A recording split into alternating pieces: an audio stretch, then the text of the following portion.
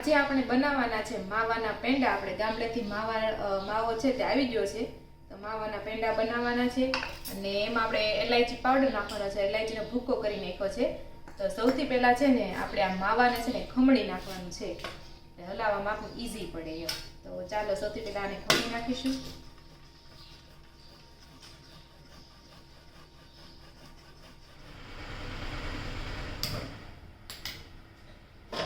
ચાલો આપણે એમાં છે ને 1 ચમચી ઘી નાખી દઈશું, એટલે હલાવવામાં ઈઝી પડે. અને ઘણા એમ કે વચ્ચે વચ્ચે ઘી નાખવાથી એનો કલર છે ને સારો રહે.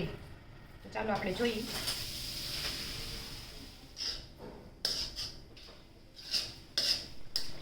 તો આપણો માવો જો એકદમ લિક્વિડ ફોર્મમાં આવી ગયો છે ને કેટલું બધું ઘી નીકળ્યું છે. આ ઘી છે ને આપણે એક વાટકામાં અલગથી લઈ લઈશું, ને પછી આપણે એમાં ખાંડ નાખી દઈશું. ફેરવતા છે ને એટલું ઘટ થઈ ગયું, ને વચ્ચેથી આપણે છે ને ઘી પણ લઈ લીધું હતું. તો આમાં ફેરવવામાં છે ને થાકી જાય, તો હવે મમ્મી ઘડીક લાવે છે. તો જો આપણું છે ને પેંડાના માવા એકદમ મસ્ત બની ગયા છે. હાથમાં લઈને જોઈ લેવાનું, ગોળ વળે તો સમજવાનું કે પેંડા આપણા થઈ જશે. તો રાઉન્ડ શેપમાં પહેલાં થોડાક વાળી નાખશું આવી રીતના.